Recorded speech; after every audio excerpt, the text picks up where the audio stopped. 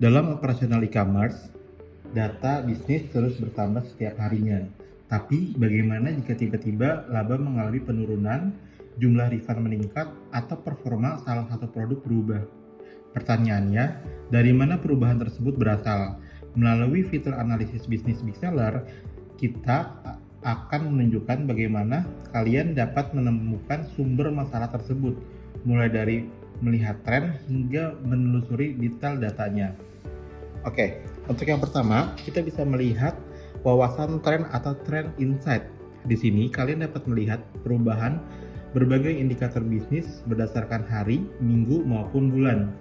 Kalian juga bisa melihat periode yang ingin ditampilkan, kemudian membandingkan beberapa indikator untuk melihat hubungan dan perubahan performanya. Selain itu, terdapat analisis MOM atau month on month yang digunakan untuk membandingkan performa pada suatu bulan dengan bulan sebelumnya. Misal, jika laba bulan Agustus turun dibanding bulan Juli, melalui perbandingan MOM, kita bisa melihat perubahan data tersebut. Dari sini, kita dapat mengetahui bahwa terjadi penurunan laba, tetapi kita masih perlu mencari tahu kapan dan dari mana perubahan tersebut berasal. Untuk itu, kita lanjut ke tahap berikutnya.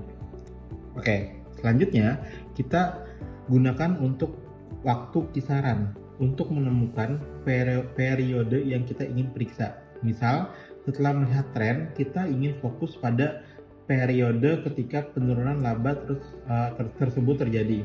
Kita dapat menentukan rentan waktu tertentu dan melihat datanya berdasarkan harian maupun bulanan. Dengan begitu, kita bisa mempersempit periode analisis dan mengetahui kapan perubahan terjadi. Setelah mengetahui kapan perubahan terjadi, sekarang kita perlu mencari tahu di mana sumbernya. Disinilah kita dapat menggunakan quick location. Misal, dari hasil data analisis ternyata perubahan laba paling besar berasal dari salah satu toko. Dari sini, kita bisa langsung fokus memeriksa toko tersebut tanpa mencari data secara manual satu per satu.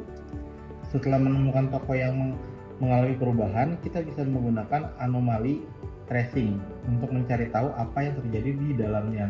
Kita dapat menelusuri masalah berdasarkan tahap toko hingga ke produk.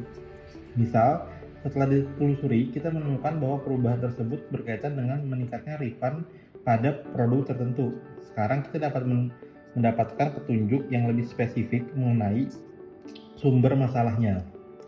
Untuk memastikan sumber masalah, kita bisa melakukan drill down analysis. Kita dapat mempersempit data secara bertahap, misal dari bulan ke hari, kemudian dari grup toko ke toko, lalu dari SPU ke SKU. Dengan cara ini, kita bisa melihat data dari gambaran besar hingga menemukan produk atau transaksi yang terjadi menjadi sumber perubahannya. Setelah menemukan SKU yang ingin diperiksa, kita bisa melihat detail indikator. Kita cukup klik indikator atau nilai yang ingin dilihat. Filter yang sebelumnya kita gunakan akan dibawa secara otomatis ke halaman detail. Dengan begitu, kita bisa langsung melihat data yang relevan tanpa harus mengatur filter dari awal.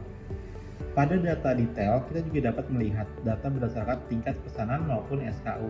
Misal, kita ingin mengetahui pesanan mana yang menyebabkan refund tersebut. Kita juga bisa melihat detail transaksinya hingga ke SKU yang terkait. Dengan begitu, kita tidak hanya mengetahui bahwa laba mengalami penurunan, tetapi juga bisa mengetahui kapan terjadi, dari toko mana, produk apa yang terkait, hingga pesanan yang menjadi sumbernya. Jadi, analisis bisnis Big Seller tidak hanya digunakan untuk melihat laporan. Kalian bisa memulai dan melihat perubahan melalui trend insight, menentukan periode dengan waktu kisaran, menemukan sumber perubahan menggunakan quick location, menelusuri masalah melalui anomali tracing, kemudian memperdalam data dengan drill down analisis hingga menemukan detail pesanan atau SKU. Dengan alur analisis ini, kalian dapat menemukan sumber masalah dengan lebih cepat dan mengambil keputusan berdasarkan data. Terima kasih sudah mengikuti tutorial ini dan sampai jumpa di tutorial Big Seller berikutnya.